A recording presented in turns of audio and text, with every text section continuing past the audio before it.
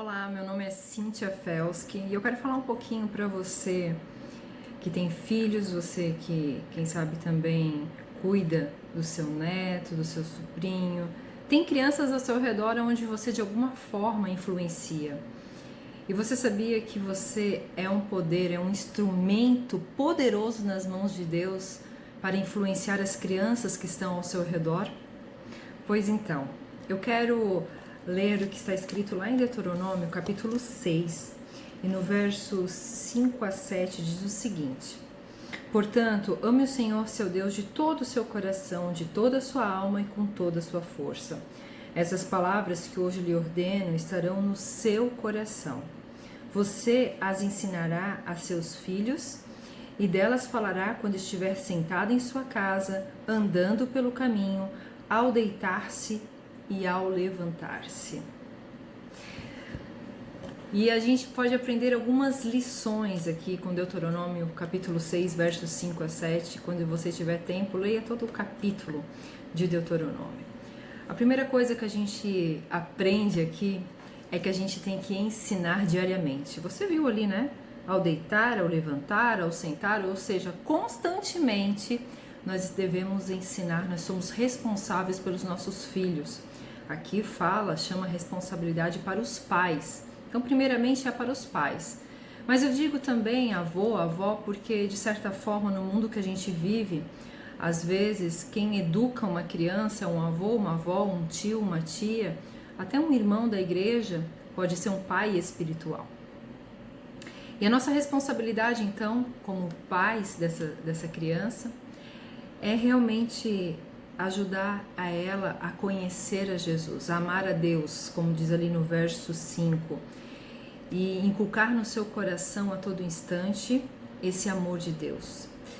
E a gente vê que isso é diário, a gente vê que isso também é repetidamente, né? Se é diário, é algo repetido. A criança, ela aprende por repetição. Às vezes a gente pensa assim, eu já falei milhões de vezes o que essa criança tem que fazer. Mas ela é uma criança, ela aprende assim, por repetição. É assim que a criança aprende. Então, na vida do seu filho, dê importância para as coisas espirituais. Não se esqueça, a gente às vezes se preocupa com tantas outras coisas. Mas lá em Mateus capítulo 6, verso 33, diz o seguinte: Buscai, pois, em primeiro lugar o reino de Deus e sua justiça, e todas as coisas vos serão acrescentadas. Então a gente tem que primeiro buscar o reino de Deus, porque Ele nos ajudará em todas as outras coisas. Faça da sua vida um estilo de vida de adoração. Em todas as coisas você pode ver a mão de Deus e pode tirar lições ali para o seu filho, lições espirituais. Muitos pais reclamam que os seus filhos ficam muito com mídia eletrônica, celular, né, jogos, televisão, né? Mas você, pai, tem que ser o exemplo deles. Será que você também não está muito no celular? Será que você está dando a devida atenção a ele? Será que você, pai, está buscando a Deus em primeiro lugar? O seu filho vê você orando, vê você lendo a Bíblia? Então não se esqueça, mais do que ensinar, você também tem que ser o exemplo. Busque você também e você vai ver que você vai se beneficiar com isso. Outra coisa importante na educação espiritual dos nossos filhos é usar a criatividade.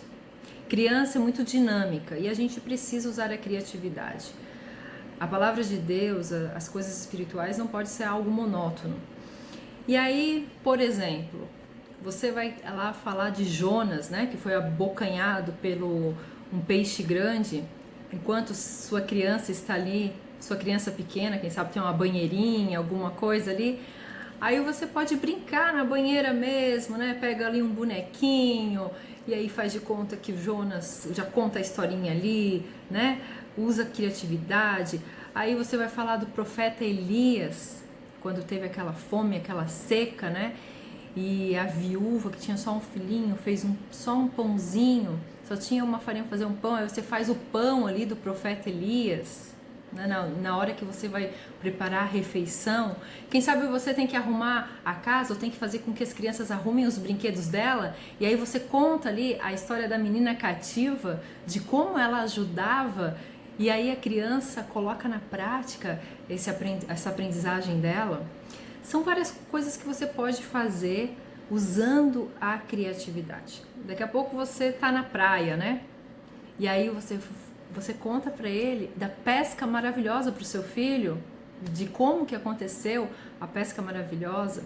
Então utilize os recursos da natureza, utilize os recursos da sua casa para contar as histórias e para tornar mais interessante e dinâmico, porque criança é dinâmica e gosta disso e aprende muito com isso, né? Aí você também pode tirar lições. Daqui a pouco o seu filho não quer repartir as coisas, ele está sendo muito egoísta. E aí você lembra da história da multiplicação dos pães e peixes, que foi através do lanchinho de um menino que repartiu. É assim que a gente vai dinamizando e deixando as coisas mais interessantes. E aí você me pergunta, quando fazer isso? A gente faz como diz Deuteronômio, ao levantar, ao deitar. Mas fora isso, é importante a gente ter uma sistematização, ou seja, a gente ter um momento todos os dias, na parte da manhã e na parte da noite, para os nossos filhos, para falar aos nossos filhos sobre as histórias da palavra de Deus e fazer uma oração. E isso pode ser breve, deve ser breve, né? A criança ela não retém muito tempo de atenção, então você precisa fazer isso brevemente. Então ali, questão de 5, 10 minutos, você canta uma musiquinha, conta uma historinha e faz uma oração. Tanto na parte da manhã quanto na parte da noite. Se você tem crianças maiores, você pode mudar o método, né? Então, mas não deixe de fazer isso. Todo dia de manhã, primeira coisa da manhã, para que ele entenda que a primeira coisa que se deve colocar, a prioridade na sua vida, são as coisas espirituais, para imprimir isso na mente deles, né?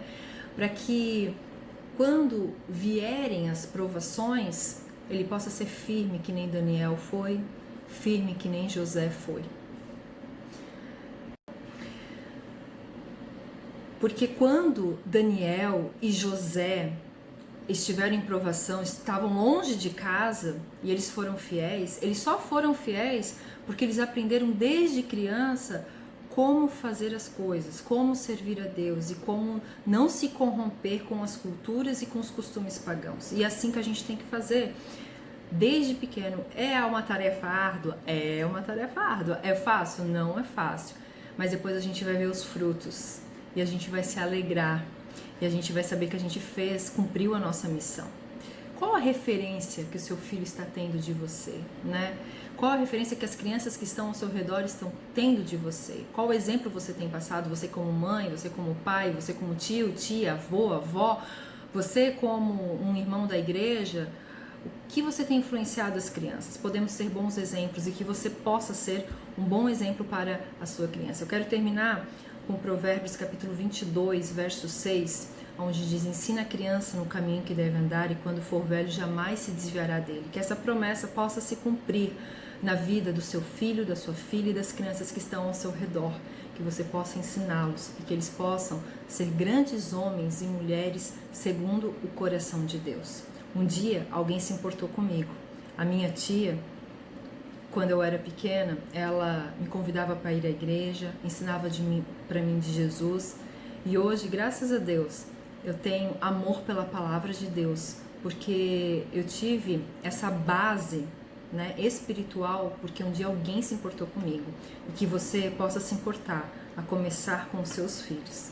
Que Deus abençoe você.